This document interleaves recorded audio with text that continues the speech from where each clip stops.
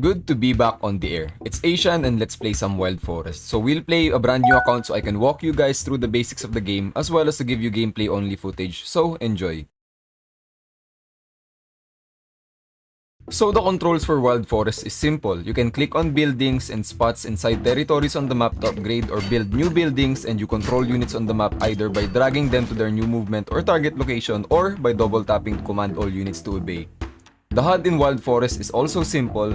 You have your unit cards at the bottom of the screen. It shows you the units you have equipped, when you can summon them, how much mana you need to summon them, their level and tier, and how many you currently have summoned. Last but not the least, you have your mana counter at the lower left corner of the screen, which you use to create buildings and summon units. So the game is very simple. You spawn with your Town Hall and one swordsman, same as your opponent, and your goal is to destroy the enemy Town Hall. That's it. You battle for territories on the map, which you can use to create more mines, barracks, and towers, which allows you to summon enough force to destroy your opponent. Mines give you 1 extra mana every certain time that passes, while barracks allows you to summon 1 unit every time it's available. And towers fire on enemies that enter its range of attack. What's interesting about Wild Forest is the games are very fast-paced. Usually matches are decided within the first 30 seconds to 1 minute of the game because whoever gets access to more resources at the start of the match can usually snowball the game enough to win.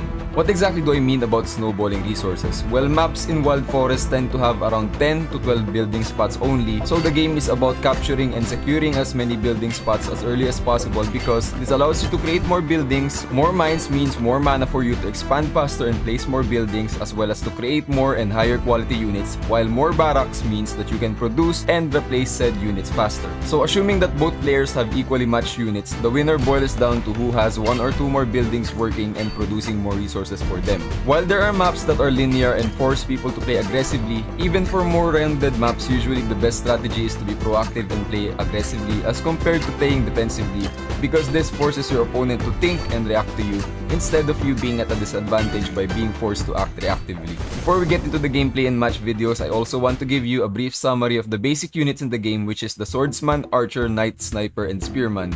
While there are over 20 units in Wild Forest as soon as now, these 5 are the bread and butter units in Wild Forest since all players have access to them. So it's mandatory for you to be able to use them properly and know what they're capable of at the very least. Swordsman is the most basic unit in the game. All matches, even if you don't use a swordsman unit in your deck, start you off with one right next to your Town Hall. They don't have anything special going on for them. They can get summoned with a shield which can absorb damage and allows them to tank more hits before dying. So for 5 mana, they're still a very efficient unit.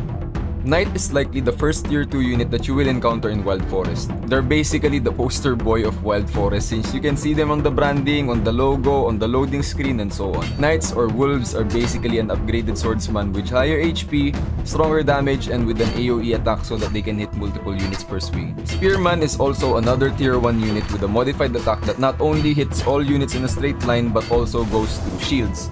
Basically, spearmen can kill units with shields such as buildings, swordsmen, and knights by damaging their health directly. This is very good to know because you can basically directly damage the enemy town hall, for example, by sending a few spearmen on a kamikaze attack if time is running out for you. Archers are one of the best units in the game and almost a must-have unit for any team. They are your standard range unit that can provide extra damage from afar. They hit fast, their damage is decent, they are very cheap at 5 mana each, and most importantly, they can counter airborne or flying units at the start of any game because you can already summon archers.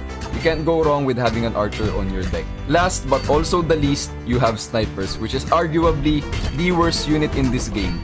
Sniper is a tier 2 unit that costs even more than knights at 14 mana each, moves slower than most melee units, which means that they can't micro unlike archers, for example, and their attacks takes 3 seconds to charge and does not even do enough damage to compensate for it. As soon as you can replace sniper, I suggest you do so because they are really one of the worst units that you can have. The worst problem that they have is the fact that since it takes 3 seconds to charge an attack, a good player can just move back and micromanage their units to the point that your sniper just dances back and forth because it can't line up a shot fast enough. So that's the rundown of Wild Forest HUD, mechanics, and gameplay, as well as a summary of the most basic units that you will be encountering in the game. So that's the rundown on Wild Forest HUD, mechanics, and gameplay, as well as a summary of the most basic units that you will be encountering in the game. I'll leave you with the clean match recordings and I'll see you all on the other side.